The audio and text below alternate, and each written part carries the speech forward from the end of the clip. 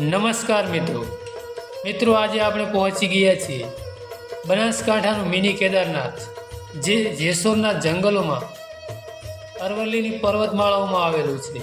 અરવલ્લી પર્વતમાળાનો એક ભાગ જયરાજ પર્વત તરીકે ઓળખાય છે. આ જયરાજ પર્વત ઉપર આવેલું છે કેદારનાથ મહાદેવનું મંદિર. લગભગ 300 જેટલા પગથિયા ચડીને આ મહાદેવજીના મંદિરે પહોંચી શકાય છે. તો મિત્રો, બન્યા રહેજો આ વિડીયોમાં. તમને આ વિડીયોના માધ્યમથી ભગવાન શિવના દર્શન કરાવીશ. મિત્રો, તમે પણ અહીંયા મિત્રો સાથે, ફેમિલી સાથે મિની કેદારનાથ આવી શકો છો.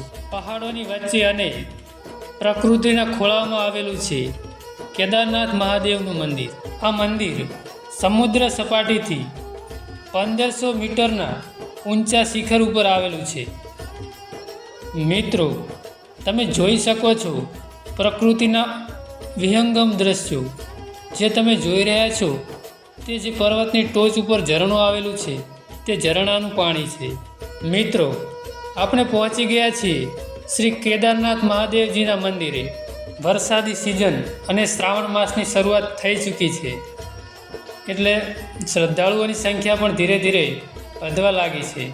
તમે જોઈ શકો છો અત્યારે પણ ઘણા બધા શ્રદ્ધાળુઓ જોવા મળે છે.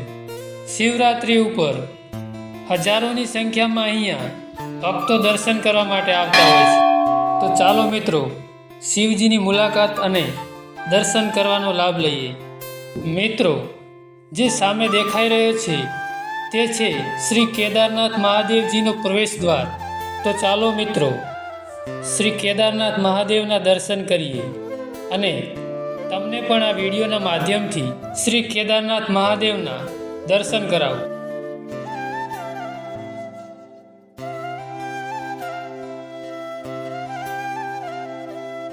મિત્રો, મંદિરની જમણી બાજુ અને ડાબી બાજુ 2 કુંડ આવેલા છે.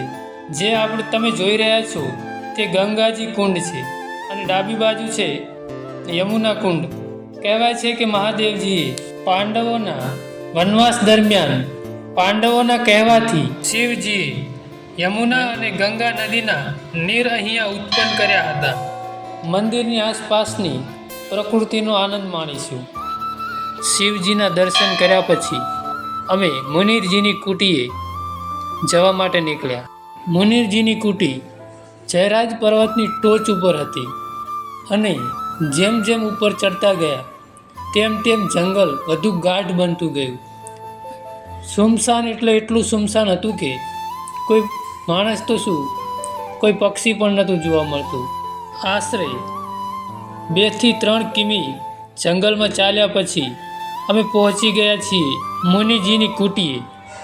તો મુનિજી પહેલાં અહીંયા એક ગુફામાં રહેતા હતા.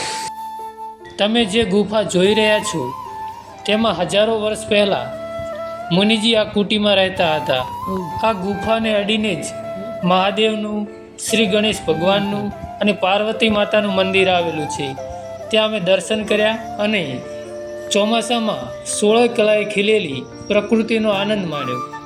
તો મિત્રો, આ હતું પાલનપુરથી થોડાક જ અંતરે આવેલું મિની કેદારનાથ. તમે આ વિડીયો યુટ્યુબમાં જોઈ રહ્યા હોય તો સબસ્ક્રાઈબ કરી નાખજો અને ફેસબુકમાં જોઈ રહ્યા હોય તો ફોલો કરવાનું ભૂલતા નહીં. મિત્રો, અમે આવા જ નવા વિડીયો લાવતા રહીશું. તો અમારી સાથે જોડાઈ રહેવા માટે યુટ્યુબમાં બહુચરા ડિજિટલ ચેનલને સબસ્ક્રાઈબ કરી નાખો અને ફેસબુકમાં પ્રકાશ ચગવાડિયા નામના પેજને ફોલો કરવાનું ના ભૂલતા. મળીશું એક નવા વિડીયોમાં. ત્યાં સુધી જય માતાજી,